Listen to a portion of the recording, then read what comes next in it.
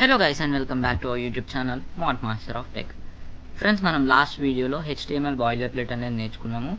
And ఆ code అనేది ఏ వెబ్ పేజ్ క్రియేట్ చేయడానికైనా మ్యాండేటరీ. మనం ప్రతిసారి కోడ్ని అయితే యూజ్ చేస్తాం. And we know the shortcut exclamatory mark అయితే మనకి ఈ బాయిలర్ ప్లేట్ విఎస్ కోడ్ అనేది షార్ట్ కట్ లాగా ఇస్తుంది కదా. అండ్ మీరు ఒకవేళ HTML డాక్యుమెంట్ లాగా చదువుకోవాలనుకుంటే, అంటే మీరు వీడియోస్ చూసిన తర్వాత మళ్ళీ ఇంకొకసారి రిమెంబర్ చేసుకోవాలనుకుంటే developer.mozilla.org అనే వెబ్సైట్లో మీరు డాక్యుమెంట్ బాగుంటుంది. HTML hyper text markup language మీద మంచి డాక్యుమెంటేషన్ అయితే ఉంది. మీరు మంచిగా అన్ని ట్యాగ్స్ గురించి అయితే తెలుసుకోవచ్చు. అండ్ మనము ఈరోజు త్రీ టైప్స్ ఆఫ్ ట్యాగ్ గురించి అయితే మాట్లాడుకోబోతున్నాం. అండ్ అవేంటంటే మనకి heading tags and paragraph tag and pre formatted text element tag అనమాట. సో ఈ త్రీ ట్యాగ్స్ని అయితే మనం ఈ వీడియోలో నేర్చుకోబోతున్నాం. So make sure you subscribe the channel and like the video.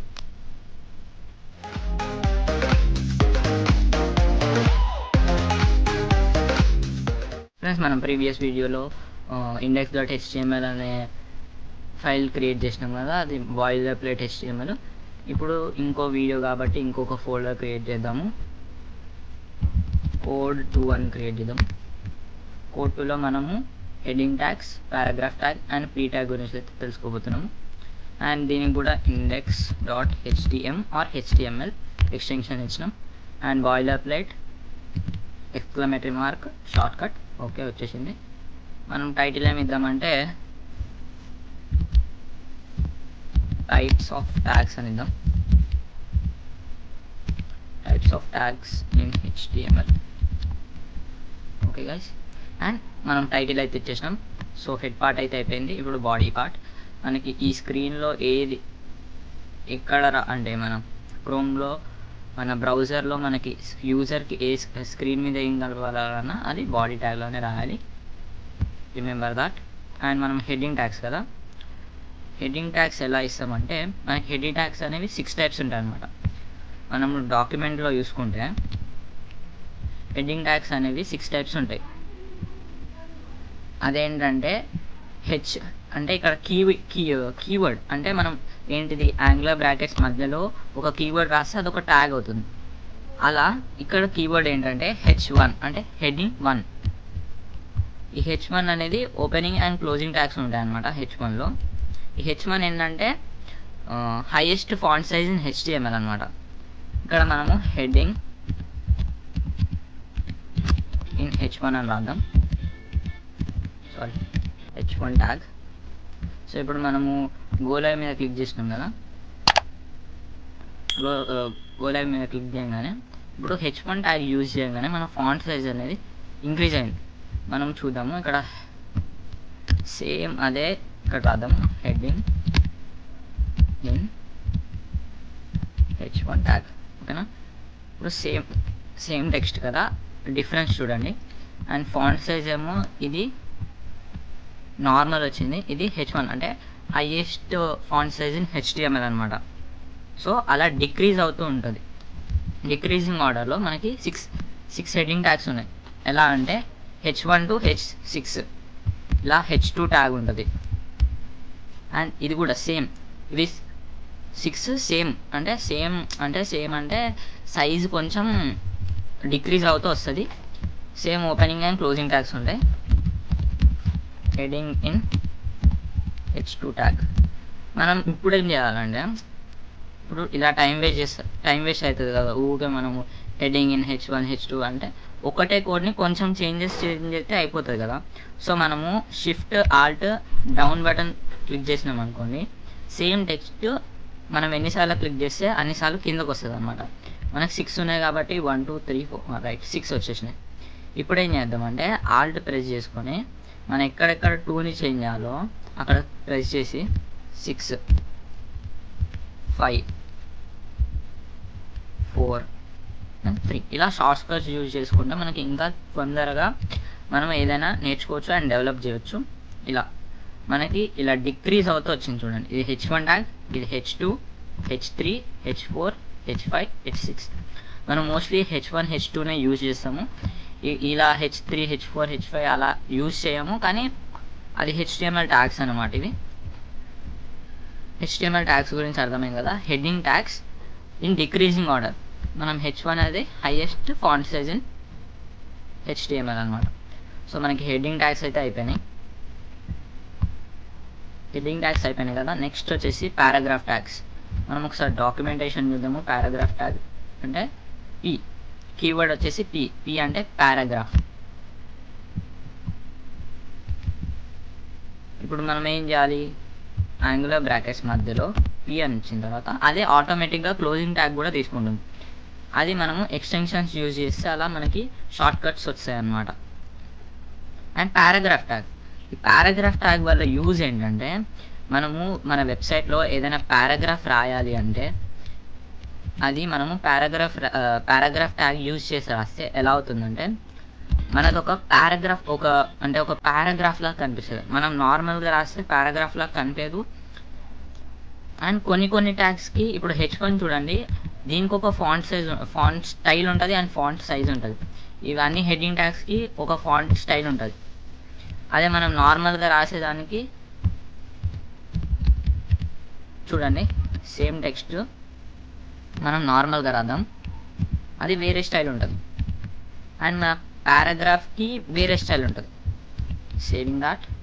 And చూడండి, ఇది వేరే ఫాంట్ స్టైల్, ఇది వేరే ఫాంట్ స్టైల్.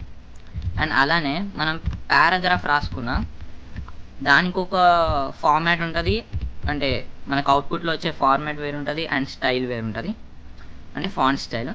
ఇప్పుడు మనం ఏం రాద్దామంటే ఇక్కడ ఒక పారాగ్రాఫ్ రాద్దాం. This is say paragraph and make sure that you have subscribed the channel. So మీరు ఛానల్ని సబ్స్క్రైబ్ చేసుకొని వీడియో చూడండి అండ్ లైక్ కూడా చేయండి వీడియో మీకు యూస్ఫుల్ అయినట్టయితే. చూడండి, ఇక్కడ కూడా పారాగ్రాఫ్కి ఒక లెంత్ పారాగ్రాఫ్ తీసుకుందాము, కొంచెం అంటే మీకు అర్థం కావడానికి. చూడండి, ఇక్కడ పారాగ్రాఫ్ తీసుకుందాము. ఈ పారాగ్రాఫ్ ఏం చేస్తుంది అంటే ఒక బ్లాక్ని క్రియేట్ చేస్తుంది. అంటే ఇప్పుడు నార్మల్గా మనం రాస్తే దీని కంటిన్యూషన్ వచ్చేస్తుంది కదా HTMLలో, అలా రాదు. మనం చూడండి, ఇక్కడ మనం ఒక పారాగ్రాఫ్ని ఎంటర్ చేసినాం. చూడండి, ఒక పారాగ్రాఫ్ ఫార్మేషన్లో వస్తుంది ఇది. అదే మనం నార్మల్గా రాస్తే కాపీ,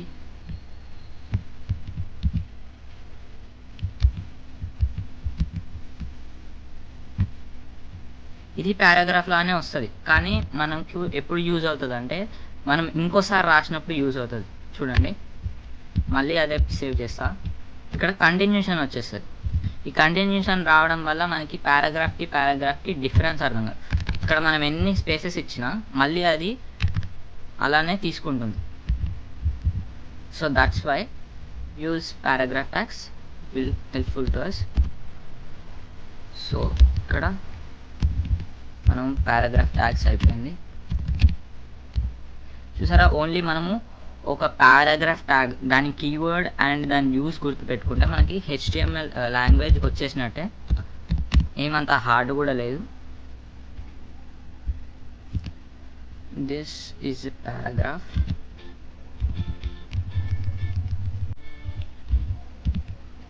ఓకేనా. అండ్ నెక్స్ట్ ట్యాగ్ వచ్చేసి ప్రీ ట్యాగ్ ఏంటంటే ద ప్రీఫార్మ్డ్ టెక్స్ట్ ఎలిమెంట్. అంటే మనం ఈ కోడ్ ఎడిటర్లో ఎలా రాస్తే ఎన్ని స్పేసెస్ ఇచ్చినా ఎట్లు ఇచ్చినా, ఇప్పుడు పారాగ్రాఫ్ అనుకోండి, స్పేసెస్ కౌంట్ చేయదు. చూడండి, పారాగ్రాఫ్ ఇలా స్పేసెస్ కౌంట్ చేయదు. అదే మనము ప్రీ ట్యాగ్లో మనము ఎలా రాస్తే అలానే అవుట్పుట్ వస్తుంది. ఫర్ ఎగ్జాంపుల్, మనము this paragraph ఏం రాద్దామంటే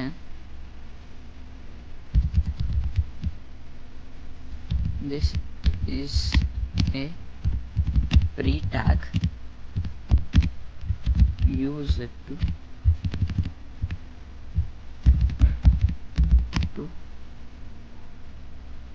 show pre-formatted text in HTML. So ఇక్కడ మనము ఏం చేద్దామంటే ఒక్కొక్క వర్డ్కి ఎన్ని కావాలనుకుంటే అన్ని స్పేసెస్ ఇవ్వచ్చు. చూడండి, మనకి ఎన్ని స్పేసెస్ కావాలంటే అన్ని స్పేసెస్. హెచ్టిఎంఎల్లో స్పేస్ కౌంట్ అవ్వదు, కానీ మనం ప్రీ ట్యాగ్ యూజ్ చేసినప్పుడు ఏంటంటే మనం ఎక్కడ ఎలా రాస్తే అలా వస్తుంది. ఇక్కడ ఇంత గ్యాప్ ఉన్నా సేమ్ అక్కడ అంతే గ్యాప్ తీసుకుంటుంది. సో అలా ప్రీ ట్యాగ్ యూజ్ చేసి ఏంటంటే మనకి ఎలా అవుట్పుట్ రావాలో మనం అలా డిసైడ్ చేసుకొని మనం ప్రీ ట్యాగ్లో రాస్తే అలా వస్తుంది. సో ఇలా మనము ఈ 3 ట్యాగ్స్ గురించి అయితే తెలుసుకున్నాము. ఫర్దర్ వీడియోస్లో మనం ఇంకా ట్యాగ్స్ గురించి అయితే తెలుసుకుందాం. సో అప్పటి వరకు మనం నేర్చుకున్న దాన్ని అవుట్పుట్ అంటే మీరు ప్రాక్టీస్ చేస్తూ ఉండండి, అప్పుడే వస్తుంది. అండ్ ఎప్పుడైనా మర్చిపోతే ఈ డాక్యుమెంటేషన్లో వచ్చి చూసుకోవచ్చు. And if you like the video, like, share and subscribe the channel. మీకు ఏదైనా డౌట్ ఉంటే కామెంట్ బాక్స్లో కామెంట్ చేయండి, I will reply. Thank you.